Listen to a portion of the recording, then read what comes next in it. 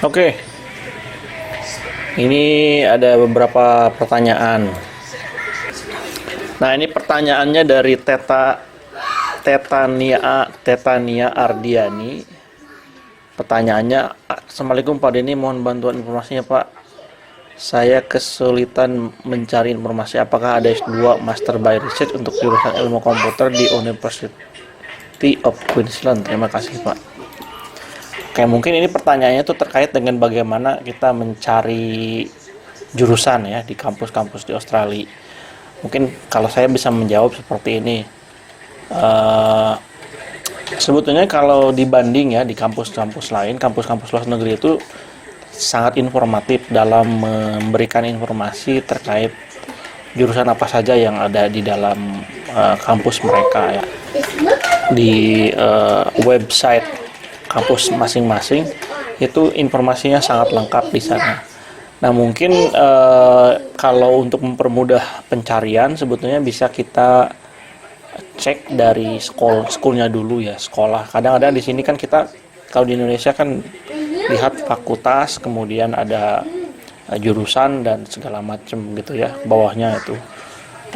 Nah, kalau di kampus-kampus luar, terutama yang di Australia yang saya lihat, itu memang layernya banyak. Tapi biasanya kalau kita mau lihat di atasnya itu ada kampus, universitas, kemudian ada school. School itu biasanya adalah fakulti ya. Jadi misalkan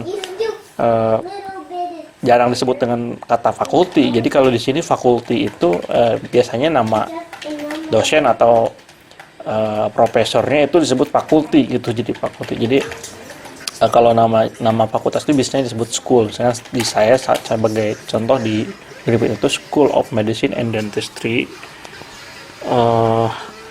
Itu berarti fakultas kedokteran dan kedokteran gigi gitu. Nah, kemudian di bawah school itu ada banyak jurusan-jurusan. Nah, jurusan-jurusan ini biasanya disebut dengan misalkan research group atau misalkan center gitu ya.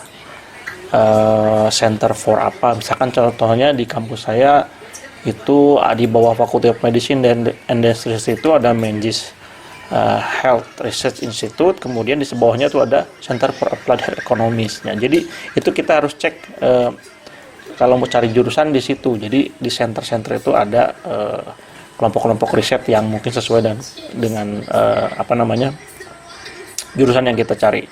Kemudian yang kedua, mungkin kalau yang bisa saya share itu di sini itu memang yang menjadi fokus utama itu adalah tema riset atau topik riset gitu. Jadi banyak teman-teman yang dari Indonesia misalkan dulunya dia ada di fakultas psikologi gitu ya, pengen cari jurusan psikologi di sini ya misalkan kalau temanya kesehatan malah masuk ke public health, atau sebaliknya gitu, yang dulunya kesmas karena kajiannya itu terkait dengan health behavior gitu ya, terkait dengan perilaku, maka dia masuknya malah ke psikologi gitu.